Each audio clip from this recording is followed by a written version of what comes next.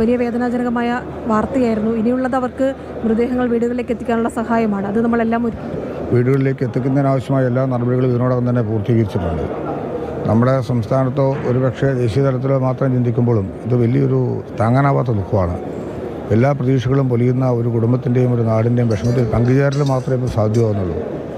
സ്വാഭാവികമായിട്ട് ഇങ്ങനൊരു അന്തരീക്ഷം നമ്മുടെ എയർപോർട്ടിൽ പോലും ആദ്യമായിരിക്കും. എറണാകുളത്ത് ഇങ്ങനൊരു സംഭവം പോലും ആദ്യമായിരിക്കും. എത്തുന്ന ബോഡികളെ സംബന്ധിച്ചിടത്തോളം എല്ലാ നടപടികളും പൂർത്തീകരിക്കത്തക്ക നിലയിലുള്ള കാര്യങ്ങളെല്ലാം തന്നെ ചെയ്തു കഴിഞ്ഞിട്ടുണ്ട്. ഇവിടെ വന്ന് ഐഡൻറ്റിഫൈ ചെയ്യാൻ ആവശ്യമായ നിലയിലുള്ള ബോഡിയോടൊപ്പം അതിൻ്റെ പിക്ചേഴ്സും ആൾക്കാർക്ക് പെട്ടെന്ന് ഐഡൻറ്റിഫൈ ചെയ്യാൻ കഴിയുന്ന രീതിയിലുള്ള ക്രമീകരണങ്ങളാണ് പൂർത്തീകരിച്ചിട്ടുള്ളത്. ബോഡി ഇവിടുന്ന് ഓരോ സ്ഥലത്തേക്കും പോകുമ്പോൾ അതോടൊപ്പം തന്നെ പൈലറ്റ് ക്രമീകരിച്ചിട്ടുണ്ട്. തമിഴ്നാട്ടിലേക്കും കർണാടകത്തിലേക്കും പോകുന്ന ബോഡിക്ക് പോലും നമ്മുടെ അതിർത്തി വരെ പൈലറ്റ് കൊടുക്കാൻ കഴിയത്തക്ക രീതിയിലുള്ള ആദരവോട് കൂടിയാണ് ഗവൺമെൻറ് ഇതിനെ കാണുന്നത്. ഒക്കെ കൃത്യമായി വിവരങ്ങൾ കൊടുത്തിട്ടുണ്ടല്ലോ അല്ലേ? മൃതദേഹങ്ങൾ ഏറ്റുവാങ്ങുന്നത് സംബന്ധിച്ചൊക്കെ ബന്ധുക്കളെയൊക്കെ അറിയിച്ചിട്ടുണ്ട്. അക്കാര്യങ്ങളെല്ലാം തന്നെ ഇതിനോടകം തന്നെ പൂർത്തീകരിച്ചിട്ടുണ്ട്. ഇനി അതാത് തലങ്ങളിലേക്ക് പോകുന്നതിന് ഇവിടെ അധികം താമസം ഉണ്ടാകുമെന്ന് ഞാൻ പ്രതീക്ഷിക്കുന്നില്ല. മുഖ്യമന്ത്രിയും മന്ത്രിമാരും മറ്റ് ഇവിടെ വന്ന് ആദരവുകൾ അർപ്പിക്കത്തക്ക സാഹചര്യത്തിന് വേണ്ടി വരുന്ന സമയം മാത്രമേ ഒരുപക്ഷെ ഇവിടെ എടുക്കേണ്ടതായി വരുന്നുള്ളൂ. മന്ത്രി ഇവിടെ ഇറങ്ങുന്നുണ്ടോ? അദ്ദേഹം നെടുമ്പാശ്ശേരിയിൽ നേരിട്ട് പോവുകയാണോ ഡൽഹിയിലേക്ക്? എന്തെങ്കിലും വിവരങ്ങൾ? ആരാണ് സഹമന്ത്രി ഇവിടെ ഇറങ്ങാനുള്ള സാധ്യതയുണ്ട്? അദ്ദേഹം നേരിട്ട് പോകും? ആര്?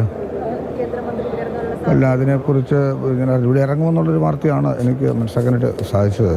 തീർച്ചയായിട്ടും അത് ഉണ്ടാകണം എന്ന് വേണം പ്രതീക്ഷിക്കാൻ. മുഖ്യമന്ത്രി എറണാകുളത്ത് തന്നെ ഉണ്ട്. ഇവിടെ വരുന്നാൽ ഇവിടെ എത്തി തിരിച്ച് പോകേണ്ട സ്ഥിതി ഉണ്ടല്ലോ. ഏതാണെങ്കിലും നമ്മുടെ നാടിനെ ഏറെ വിഷമത്തിലാക്കിയ ദുഃഖകരമായ അവസ്ഥയെ നമ്മൾ നിൽക്കുകയാണ്. എത്ര സമയം ഇവിടെ മൃതദേഹങ്ങൾ വെക്കും? അത് സംബന്ധിച്ച് എന്തെങ്കിലും കൂടുതൽ കാണുമെന്ന് ഞാൻ പ്രതീക്ഷിക്കുന്നില്ല. ഇനി മറ്റ് അറേഞ്ച്മെൻറ്റ്സും പിന്നെ കാര്യങ്ങളും ഇത്രയും തിരക്കുകളും ആൾക്കാരുടെ ഒരു ബുദ്ധിമുട്ടൊക്കെ ഉണ്ടല്ലോ. വരുന്ന സ്വന്തക്കാർ, ബന്ധുക്കൾ, നാട്ടുകാർ, ജനപ്രതിനിധികൾ, അതിനൊക്കെ വേണ്ടി ഒരു സമയം കുറച്ച് കൊടുക്കേണ്ടി വന്നാൽ എന്നുള്ളത് മാത്രമേ നമ്മൾ പ്രതീക്ഷിക്കേണ്ടതായിട്ടുള്ളൂ. ഏതായാലും വലിയ തലത്തിൽ വളരെ പെട്ടെന്ന് തന്നെ ഇത്തരം കാര്യങ്ങൾ എത്താൻ കഴിഞ്ഞു എന്നുള്ളത് വലിയ ആശ്വാസകരമായൊരു കാര്യമാണ്.